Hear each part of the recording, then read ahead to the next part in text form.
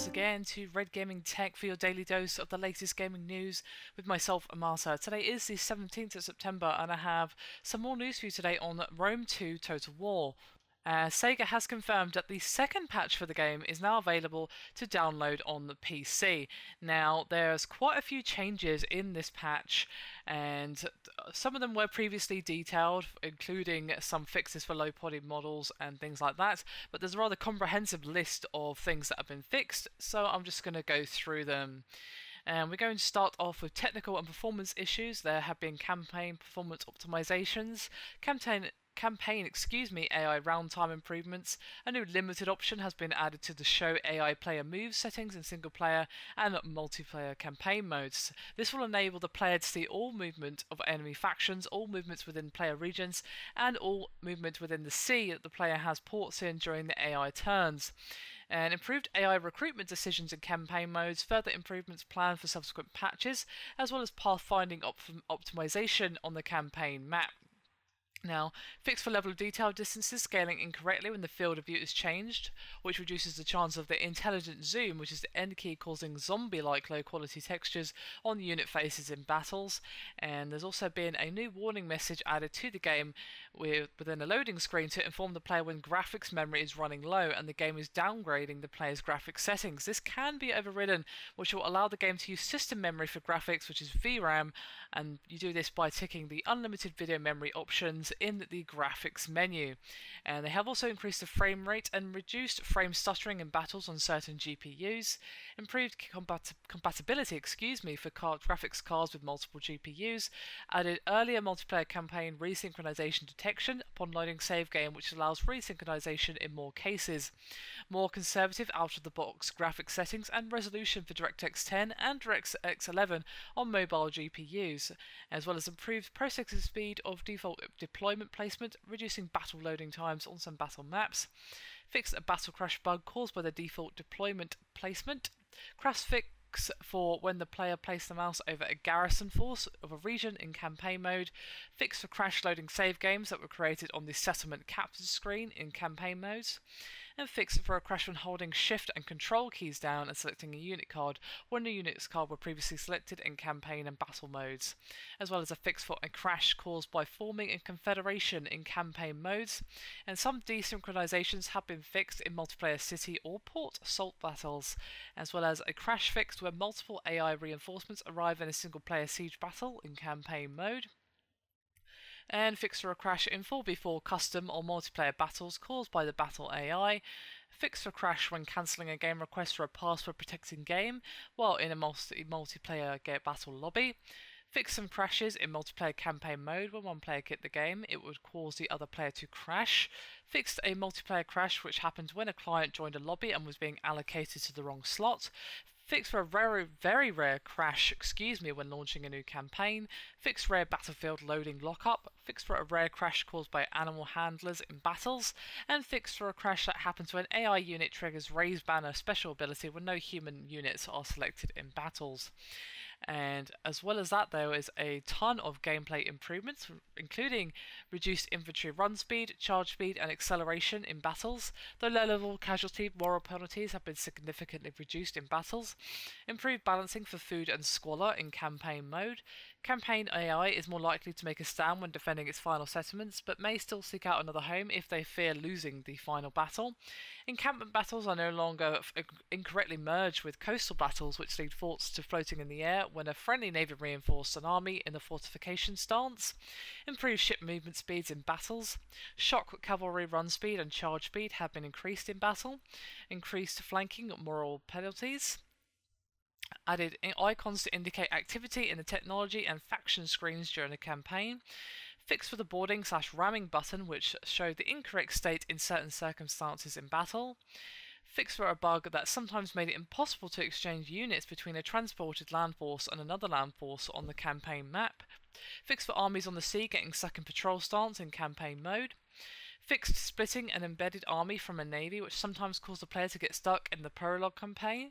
Some missions in single player and multiplayer campaign have been fixed and now execute correctly.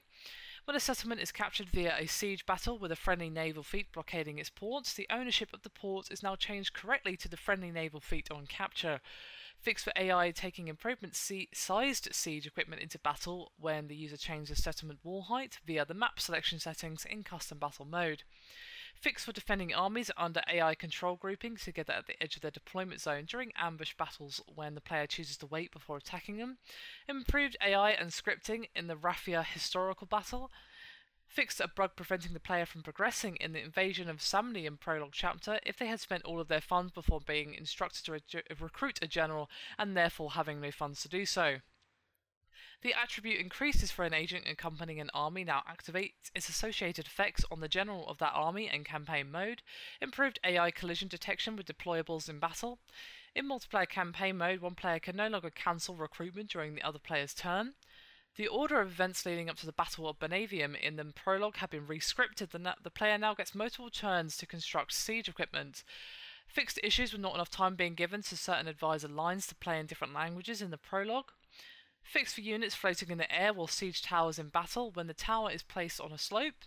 Attacking siege ladders will no longer trip through the gatehouse in the Siege of Bovenavium battle during the invasion of Samnium chapter in the prologue campaign. The victory screen in multiplayer campaign mode now shows the correct title for both players. The Basilica of the Vulcan religious building now applies the correct bonus to recruitment cost reduction in campaign mode. Added level indicators to the Sanctuary of Ostro and Sanctuary of Frojar shrines in campaign mode and the encyclopedia. Fixed for settlement expansion, trapping / blocking units movement on the campaign map in very rare cases. Improve the terrain in the small barbarian city battle map. Minor bug fixes for Roman barbarian siege battle maps, and during battles, players are no longer able to unpause the game while in the options menu. Now, after all of that information, there is also some usability improvements, with campaign mode exempting a province from tax will no longer incorrectly adjust the food number in the province info panel left side of the screen. Improved multiplayer lobby discovery, reduced the chance of finding multiplayer lobbies with the wrong battle type. Remove the red tint from the sky in battles. Fix for Rome wasn't built in a day achievement, failing to unlock when its requirements were met in some situations. The Quester achievement should now unlock correctly when completing the prologue campaign. Fix the inability to select the previous faction when an army is automatically loaded due to a battle type change during battle setup.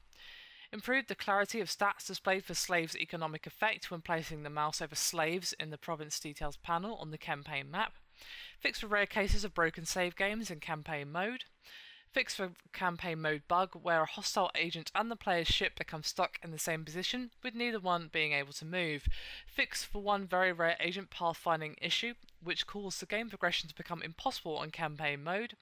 Remove the ability to load the wrong type of units into a battle from a saved army preset in custom battle mode. In multiplayer battle setup, unit restrictions related to battle type are no longer desynchronized between the host and the client, so only the correct units can be chosen. Defending armies in an ambush battle can no longer load an army containing fixed artillery and other siege equipment. Fix the tooltip displayed when placing the mouse over the garrison enemy settlements while the settlement is under siege. The public order change per turn stat is now displayed at the sum of all of its contributing factors on the province info panel in campaign mode. Right-clicking on the aggressive, balanced and protective stance buttons when auto-resolving a battle in campaign mode will now take the player into the encyclopedia where these stances are explained in more detail. More detailed descriptions added to the tooltips for Occupy, Loot and Raise buttons after successfully capturing a settlement on the campaign map. Improved icons for province effects in campaign mode. Fixed an error with uploading stats when a multiplayer battle was ended prematurely. The forced march movement effect on the campaign map, which looks like a whirlwind, are now correctly removed from the screen when the AI move their army. Correction to the Assault Herex's unit card in the Parthia faction during battles, which had no colour mask and appeared black. The buttons to change paces in the leaderboards menu have been fixed so more players can be seen on the leaderboards. The provinces list in campaign mode can now be scrolled with a mouse wheel. Units in a recruitment queue in a province with its catapult under siege now have an infinity sign icon to indicate that the turns to recruit is infinite while the siege is maintained in campaign mode. In the controls menu under the siege settings options, in the main menu, when the player modifies keyboard controls and saves them, the new name for these controls now replaces the classic Total War name. They have also added a tooltip to say left click to remove unit from recruitment queue for units that are queued for hire in campaign mode. Added a tooltip to make Rome buildings more obvious in campaign mode. Added tooltips to weather and time of day settings in the custom battle menu. Fixes and corrections for text in the encyclopedia have been made. Minor text and grammar corrections in campaign mode. Fix for some German text not fitting into the available text space in the campaign mode user interface. Improved text formatting in the objectives panel in campaign mode. Added some localization text fixes for French, Italian, German, Spanish, Czech, Russian, Polish and Turkish. And fixed some missing text on the diplomacy screen in campaign modes. And they have also added a white outline to Armoured Legionnaire unit cards in battle. So there you have it, a ton of information for you to peruse there. And I'm also going to upload an article as well for you today, so if you want to have a more careful and detailed look through that information, feel free to do so. Anyway, that is me done for this video. I hope you've enjoyed it. Thank you very much for watching, and I'll see you next time.